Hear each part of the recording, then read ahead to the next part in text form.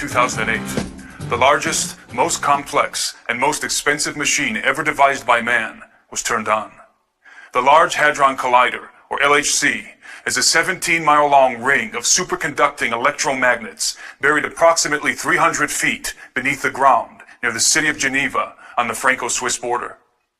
Chilled to temperatures colder than the void of outer space, and generating a magnetic field more than 100,000 times that of the Earth's, this machine accelerates proton particle beams to a velocity just under the speed of light, and then smashes them together in particle detector chambers in order to break apart the nuclei and unloose the subatomic secrets of matter. At full power, the LHC produces roughly 600 million collisions per second, creating fleeting, minuscule atomic explosions up to 1 million times hotter than the interior of the Sun. The data collected from these collisions is processed by the worldwide LHC computing grid, one of the most extensive and powerful computing grids on the planet. The grid, as it is known, builds on the technology of the World Wide Web, which was invented at CERN in 1989.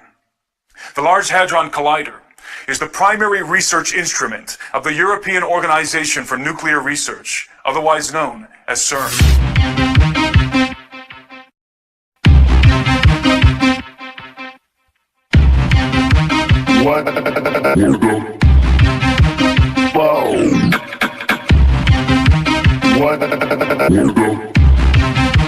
What the fuck?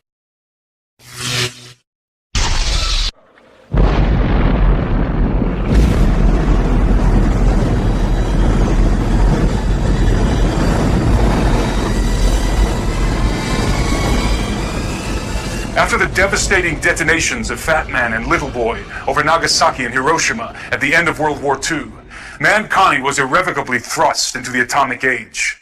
In accordance with the inevitability thesis, which posits that once a technology is introduced into society, what follows is the inevitable development of that technology. The scientific community, impelled by military interests around the globe, became obsessed with the idea of harnessing the power of the mighty atom and unraveling the very fabric of physical reality at the subatomic level. CERN is the largest scientific consortium in the world, involving thousands of top physicists from 21 member states, all working in tandem to discover the fundamental elements that hold the universe together. While this admitted objective of CERN seems innocent enough, and even laudable in a sense, there are deep concerns about potential unintended consequences and probable occult intentions. When analyzing a scientific endeavor as costly and ambitious as CERN, it is essential that we have a realistic understanding of the mechanisms and machinations that have been propelling technological advancement in the modern era. In a perfect world, the greatest accomplishments of science would be the product of goodwill toward men and the desire for peace and prosperity. However, in the practical world, the world in which we live, the greatest accomplishments of modern science are often facilitated and funded by men who have anything but goodwill and peace on their minds. In many cases, the most groundbreaking technological advancements, such as in the case of jet propulsion, rocket science, and nuclear fission, have been intentionally directed by incredibly malevolent individuals for dark and dangerous purposes. Scientists are rarely the evil villains scheming sinister plots in secret laboratories that Hollywood has often portrayed, with a few glaring exceptions, of course, and are usually zealously dedicated to their particular field of study, with noble or benign intentions at heart. However, this kind of religious commitment to science can engender blind apathy, if not willful ignorance, concerning the overarching implications and ill intentions of the benefactors facilitating their work. This is certainly the case of the brilliant men and women working at CERN, most of whom naively believe that the prime objective of their research is to merely understand what the universe is made of and how it all started at the Big Bang. Unfortunately, what they fail to realize, apart from the fact that they're working from a false premise to begin with, is that their research is very likely being used to advance a hidden agenda, the conspirators of which are well aware of who created the universe and are absolutely intent on making war with him and enthroning another in his place. CERN is an acronym derived from the French rendition of the designation European Council for Nuclear Research, which was a provisional council organized in the early 1950s with critical backing from the United Nations, whose task was to plan for the construction of a multinational European research facility that would be dedicated to the study and advancement of nuclear physics. On the 29th of September 1954, the Provisional Council was dissolved and the European Organization for Nuclear Research, or CERN, was born. As an interesting side note, the infamous Bilderberg Group was also conceived that same year, exactly 4 months later, on the 29th of May. Both of these organizations enjoy diplomatic immunity. Although the Provisional Council had been dissolved, paradoxically, the acronym of CERN remained, even though it did not correspond to the title of the new organization. It was distinguished physicist and one of the key pioneers of quantum mechanics, Werner Karl Heisenberg, who had inexplicably insisted that the original acronym of CERN remain in effect, as Tom Horn elucidates in his book, On the Path of the Immortals. Werner Heisenberg understood quite well what quantum physics implied for humanity. Inherent within this theoretical realm, populated by obtuse equations and pipe-smoking scientists, lies what I call the Babylon potential. This is the secret knowledge, the scientific imperative, informed and driven by spiritual advisors, that the Bible cites as the key to opening a gateway for the gods. It is Ente Menaki, Baba Alu, the opening of the Abzu, the doorway to hell. Tom goes on to explain that, although Heisenberg may or may not have known it, CERN is an abbreviated title for an ancient Celtic deity called Cern'S. Cern'S, whose name means horned one, is thought to be the god of death and rebirth, and the lord of the underworld. He is often depicted with rings or torques around his stag-like horns or in his hands, which may symbolize the circle of destruction and restoration that he represents. To further concretize this idea, Cern'S is also depicted with the ring in one hand and a snake in the other. Because of the cycle by which it sheds its skin, the snake has ever been a mystical motif of death and rebirth, destruction and restoration. In a reversed esoteric adaptation, the rings of the Large Hadron Collider could be representative of the rings of Cern'S, and by further associative interpretation, may very well reveal CERN's prime esoteric objective. I believe it does, and will address it at the end of this analysis. I understand that drawing correlations between the acronym of CERN and deities from the ancient world may seem too forced and tenuous for critical minds, and I might be inclined to agree, if CERN had not evoked such correlations first. Rather than distance themselves from associations with arcane pagan deities, the directors of CERN welcomed and even celebrated the placement of a very unscientific icon in the courtyard of their main facilities. On the 18th of June 2004, a 2-meter-high statue, bequeathed by the representatives of India's Department of Atomic Energy, was ceremoniously unveiled at CERN. It was a statue of the Hindu god Shiva, engaged in the Nataraja, the cosmic dance of destruction. Shiva is one of 3 members of the Trimurti, the Hindu Trinity, in which the cosmic functions of creation, preservation, and destruction are personified in the forms of Brahma the Creator, Vishnu the Preserver, and Shiva the Destroyer, who is also known as the Transformer. It is important to understand that in Hindu mythology, Lord Shiva destroys the world in order to renew, restore, and reconstitute it. A commemorative plaque positioned next to the likeness of the dancing Shiva emblazons a quote from Austrian-born American physicist Fritjof Capra. It reads, in part, "Hundreds of years ago, Indian artists created visual images of dancing Shivas in a beautiful series of bronzes. In our time, physicists have used the most advanced technology to portray the patterns of the cosmic dance. The metaphor of the cosmic dance thus unifies ancient mythology, religious art, and modern physics." Think about this, says Steve Quayle in his book True Legends. A symbolic statue of what might be a fallen angel who promises to destroy things as we know them now and rebuild a new, improved universe, with a plaque basically saying the facility will be trying to unify mythology, religion, and physics.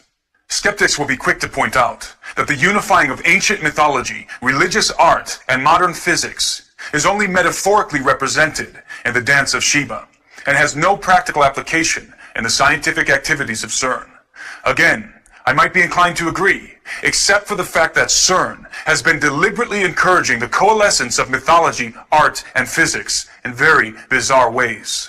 In 2014, a dance opera entitled Symmetry was performed and filmed at the CERN facilities, including inside of the Large Hadron Collider. Directed by filmmaker Ruben Van Leer and featuring the voice of American soprano Claren McFadden, Symmetry was a collaborative project involving not only choreographers and dancers from the production team, but many of CERN's own scientists. Once again, rather than distance themselves from arcane and mythological associations, the scientists at CERN embraced this highly esoteric and occult-laced production.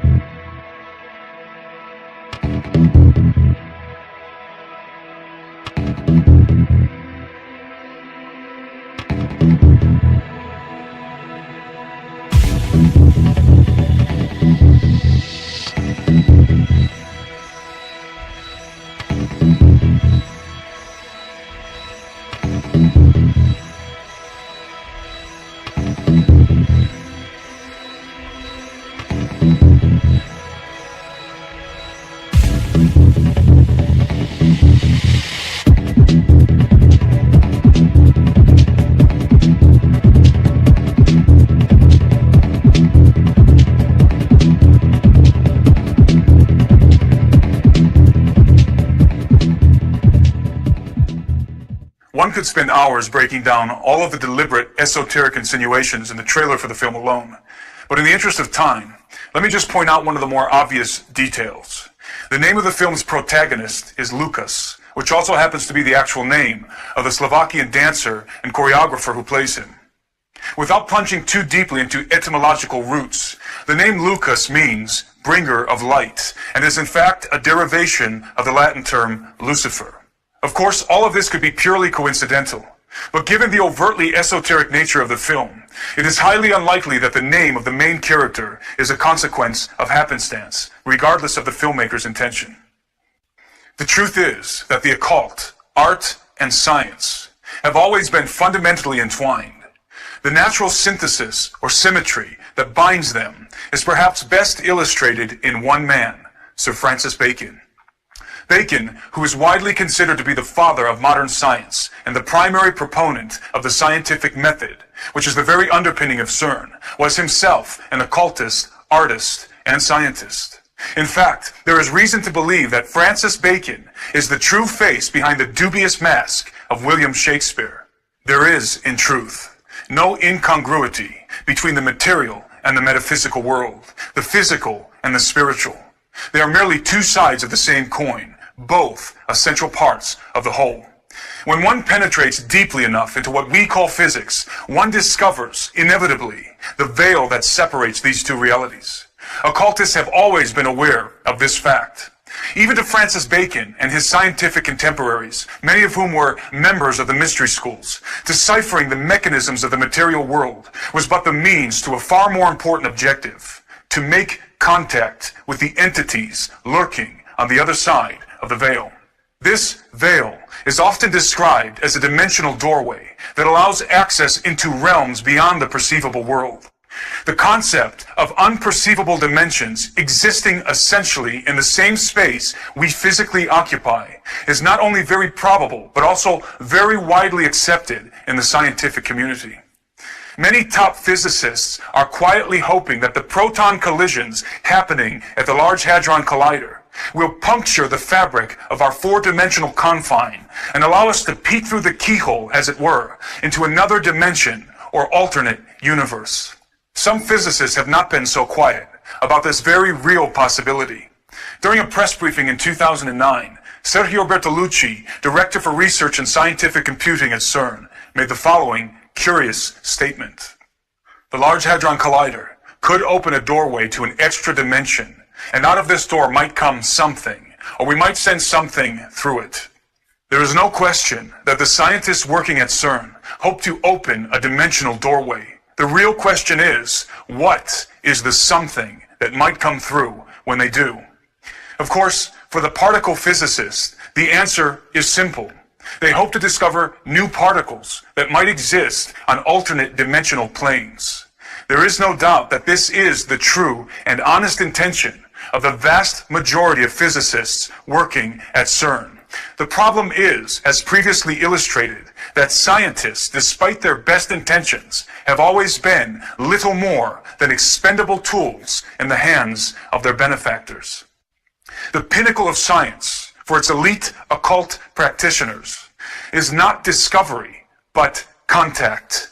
There are many indications that the power players of our world, including the Vatican, are preparing to make contact with the gods of the old world. Although I have not been able to confirm the validity of the following pictures, it appears that transparent panels containing arcane texts were photographed inside the CERN facilities by a group of Portuguese students from the Santa Cecilia Music Academy. The texts have been described as greetings or invocations written in ancient languages, including Aramaic, Hebrew, Mandarin, and Sanskrit. In the case of Sanskrit, the only people with the ability to read this sacred script, considered to be the language of the gods, are the scholars of the Vedas and Upanishads. If authentic, these panels may have been prepared for those somethings that might come through the dimensional doorway. It may seem to those unfamiliar with the theoretical realm populated by obtuse equations and pipe-smoking scientists, as Horn aptly puts it, that this analysis is nothing more than hearsay, hyperbole, and wild speculation. But as any theoretical physicist worth his salt will admit, particle physics and quantum mechanics is a world in which fact and fantasy are at times indistinguishable. When it comes to CERN and its Large Hadron Collider, there is no shortage of theoretical doomsday scenarios, many of which have not been propounded by unlearned laymen such as myself, but by some of the most esteemed scientific minds in the world. The following is a brief list of the theoretical possibilities relating to the activities of CERN, and is by no means exhaustive. Each one of these points represents either a scientific reality or a hypothetical possibility based on incredibly complex concepts and mathematical formulas that I won't even attempt to explain or pretend to understand. Number 1, black holes. Perhaps the greatest fear among theoretical physicists concerning the LHC is that it might create uncontainable miniature black holes that could descend to the core of the planet and literally devour it from within.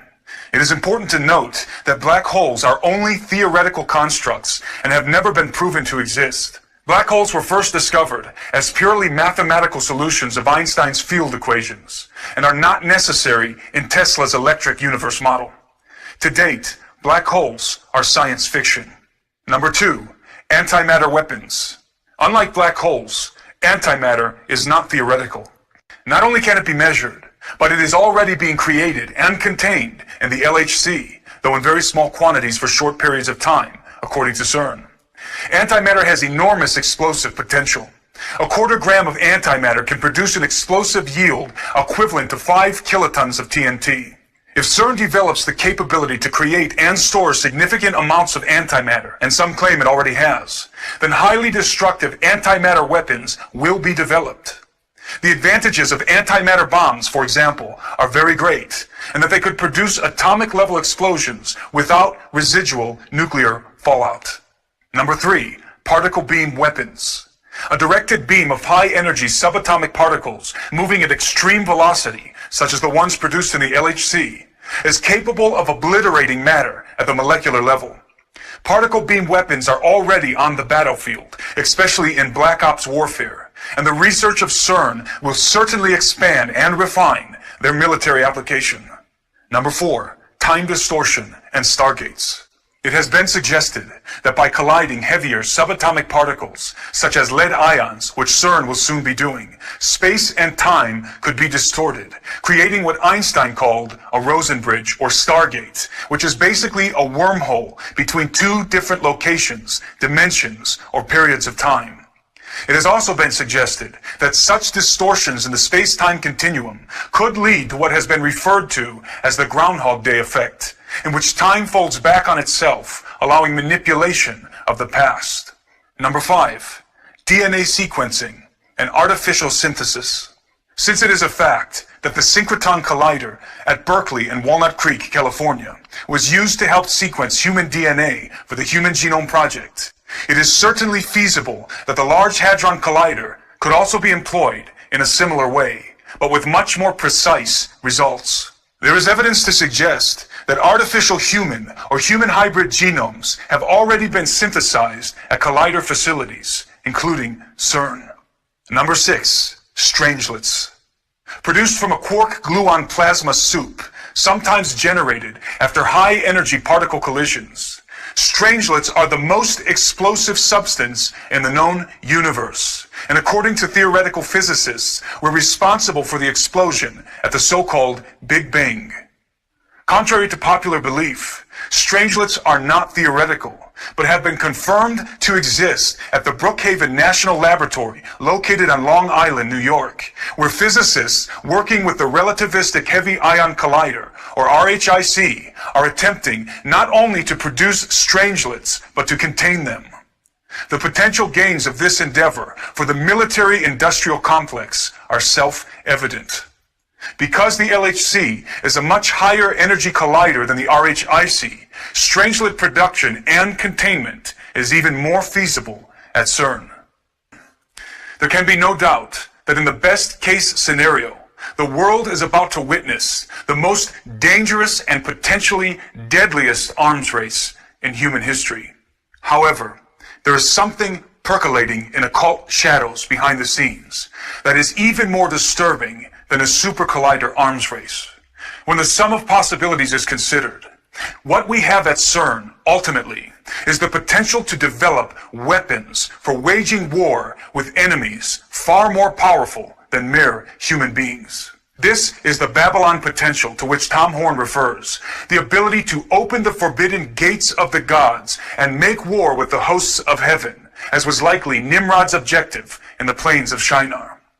And this leads me full circle to what I believe to be the supreme hidden purpose of the Large Hadron Collider and CERN. Recall that the Celtic deity Cern'S, the horned lord of the underworld, represents the cycle of death and rebirth, of destruction and restoration. I believe that the Luciferian priesthood behind the thrones of the European Union and the United Nations intend to use CERN as the key to literally open the gates of hell in order to release the gods that have been imprisoned there, those fallen watchers and arcane entities bound with chains in the abyss of Tartarus. Their prime objective is the restoration of the Golden Age, when the gods mingled themselves with the seed of men, and their hybrid offspring ruled the earth. All of our research points inexorably to this grand conspiracy. It is my contention that the Earth is even now being slowly terraformed via chemtrailing, HARP, and other such clandestine programs in order to reconstitute the conditions that existed on the planet before the flood of Noah, in anticipation of the hybrid race that is coming. By breaking the subatomic bonds of matter and casting away the cords that hold the material world together, mankind will willingly tear the veil that has been established for his own protection and unleash a darkness and chaos that the earth has not seen for many ages. This is the master plan of the Luciferian elite, who seek to open forbidden gates and usher in the entities that will lead them in a futile war against the Lord and against his anointed. Their great hope, and that of Lucifer's, is to usurp the throne which belongs to the Son of Man, and install the man of sin and of lawlessness in his place.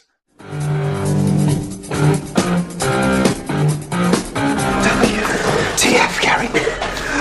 WTF? What the fuck does WTF mean? What the fuck? Oh.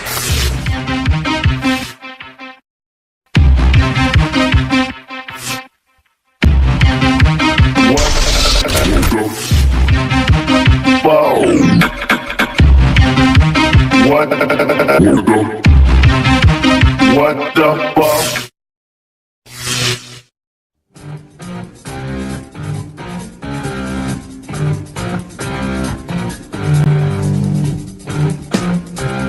September 2008. The largest, the most complex and most expensive machine ever devised by man was turned on.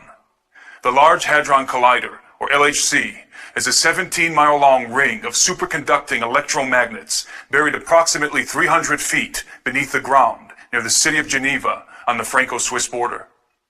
Chilled to temperatures colder than the void of outer space, and generating a magnetic field more than 100,000 times that of the Earth's, this machine accelerates proton particle beams to a velocity just under the speed of light, and then smashes them together in particle detector chambers in order to break apart the nuclei and unloose the subatomic secrets of matter.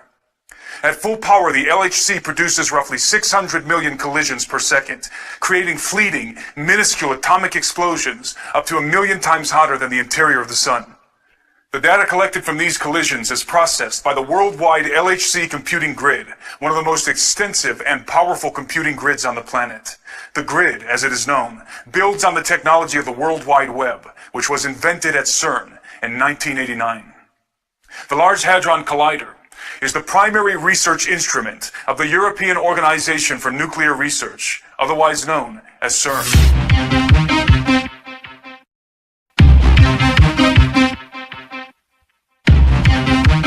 What the fuck?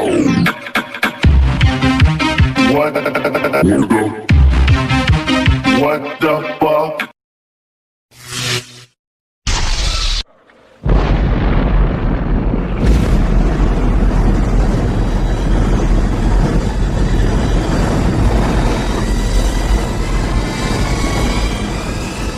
After the devastating detonations of Fat Man and Little Boy over Nagasaki and Hiroshima at the end of World War II, mankind was irrevocably thrust into the atomic age.